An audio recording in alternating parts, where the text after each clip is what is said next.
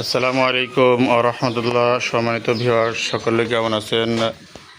আরেকটি গাভী যদি আপনাদেরকে একটু সুন্দর করে দেখাই, এখন খাবার খাচ্ছে, কিছুক্ষণের মধ্যেই দুধ দহন করা হবে। গাভীটিও অনেক সুন্দর, মাথাটা এই যে দেখেন আপনারা, সাথে দুধ দহনের দিক থেকে 18-20 লিটার মতো ইনশাল্লাহ।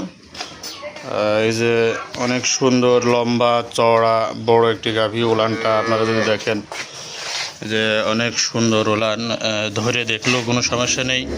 যদি আপনারা কেউ মনে করেন একেবারে বাটে এসে এক টান মারি একটু খেয়েও নিতে পারেন, একটা লাতিও মারবে না, কোনো সমস্যা হবে না, ঝাড়ামাড়া মারবে না। এসে চেক করে একেবারে সুন্দর করে এক টান মারবেন, পেট ভরে যাবে একবারে। তো পিছন দিক থেকে এই যে আপনারা অনেক সুন্দর গাভীগুলো, উলানের সাইজটা অনেক বড়, ঝুলে আছে। আল্লাহ অনেক ভালো দুধ দহন হয়, লম্বা চওড়া অনেক বড় গাভীটি। এই যে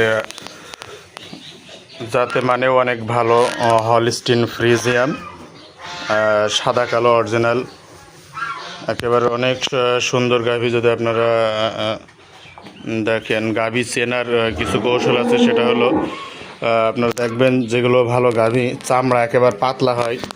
আপনারা ঘাড়ের জায়গায় যদি চামড়া ধরে দেখবেন একেবারে পাতলা, চামড়াটা কিন্তু একেবারে পাতলা হবে, আপনারা বুঝতে পারবেন যে না, এটা ভালো জাতের গাভী।